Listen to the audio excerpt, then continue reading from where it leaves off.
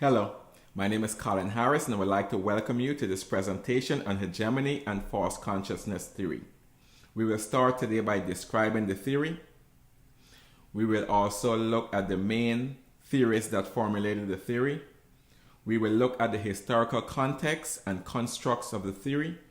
We will also look at how the theory can be applied in scholarly research. Okay, let's get started. Hegemony is the domination and influence of one group, entity, or set of ideas over another, meaning the dominant ideology of beliefs within a society defines what is right, what is wrong, what is viewed as natural or ideal, or even what we should avoid. Ultimately, hegemony is the way power operates on a cultural level within our society. False consciousness is a term used to define a state in which an individual or group willfully participate in their own oppression. It is a state of self-identity that prevents a person from recognizing social injustice and inequality.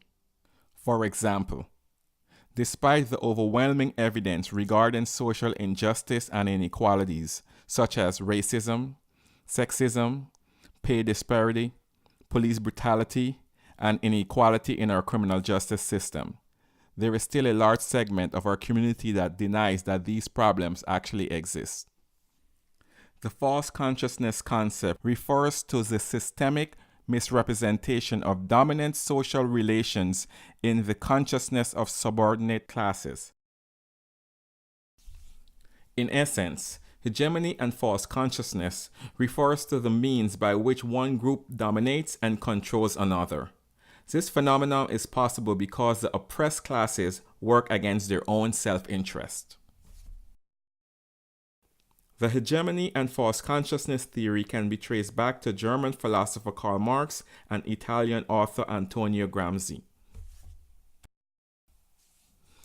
Karl Marx was born in Germany in 1818.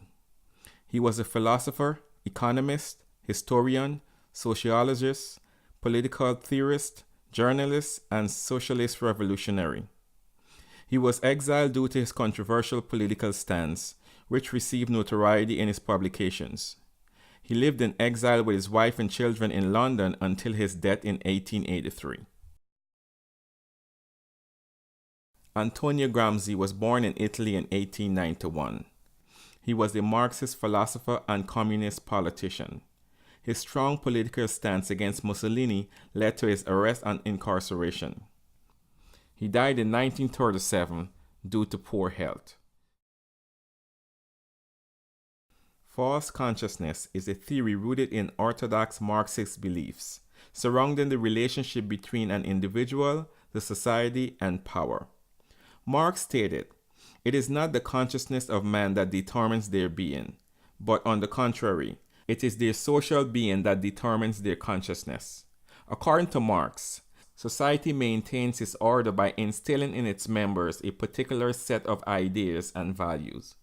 Antonio Gramsci built upon Marx's theory. He is recognized today for the use of the term cultural hegemony. Marx wrote his theories in a series of notebooks while he was imprisoned by the Italian government for his opposition to Mussolini. Gramsci was primarily concerned with the struggles of the working class against the ruling class. Gramsci believed that within society, the ruling class exercises hegemony over the working class.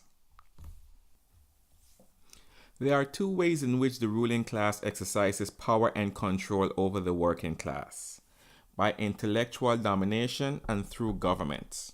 In society, the ruling class exercises intellectual domination over the working class by strategically imposing values and norms that benefits the ruling class.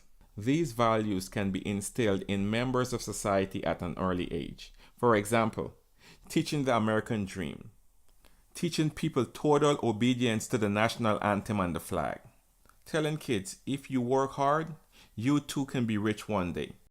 These are all things we consent to without question. By doing so, the working class is giving the ruling class consensual control. The second form of control occurs in a political manner.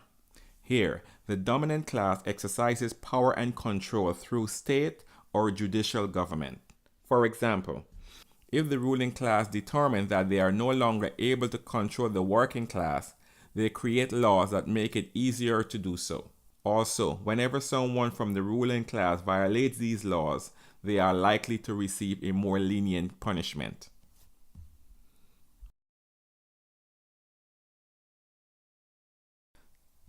The theory seeks to explain that culture frames an individual identity and keeps various groups within society in their respective position in the hierarchy of society. For example, certain agreed upon ideas and values can be seen as a mechanism by the ruling class to continue its dominance of the oppressed class. That is, the large majority working for the benefit of the small minority. The politics, art, religion, philosophy, and economy of the dominant class are all based on the general premise to justify the inequality to maintain power. Ultimately, the theory seeks to explain that people are taught to value things that are bad for them. The theory also seeks to explain that controlling people's beliefs and ideas is the key to power.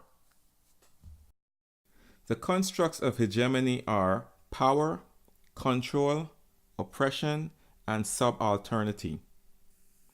Power. Controlling people's beliefs and ideas are the key to power. Control. People don't control ideas. Ideas control people. Oppression. The ruling class oppresses the working class. Subalternity. Subalternity applies to those individuals, groups, and entities in societies who are lacking control and power. False consciousness has the following constructs. 1. Ruling dominant class and hegemonic ideology. 2. Subordinate class. 3. An oppressive economic system. 4. Institutions of socialization such as schools, media, etc. 5. Obscured social relations. And 6. Quiescence.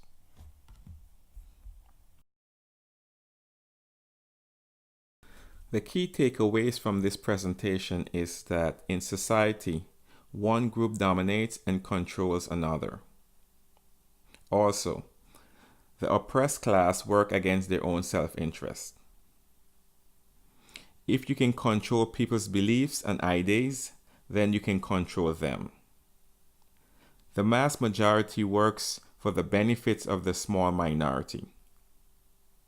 False consciousness is a state of self-identity that prevents a person from recognizing social injustice and inequality.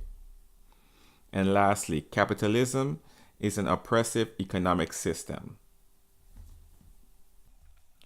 There are several ways in which this theory can be used to frame scholarly research. For example, researchers can examine school districts to determine if hegemonic influence impacts the distribution of funds to public schools in low-income communities. Also, researchers can examine the controlling influence of hegemonic ideologies on the curriculum in public education institutions. Researchers can investigate if certain curriculums are being suppressed in the interest of the dominant power. Hopefully, you're starting to understand how hegemony and self-consciousness work in our society. How the cycle of the ruling class dominating the working class happens and continues to happen, and how false consciousness impacts lives and how it impacts change in our society. Thank you very much for your time and for watching this video. Hopefully it did help you better understand hegemony and false consciousness theory.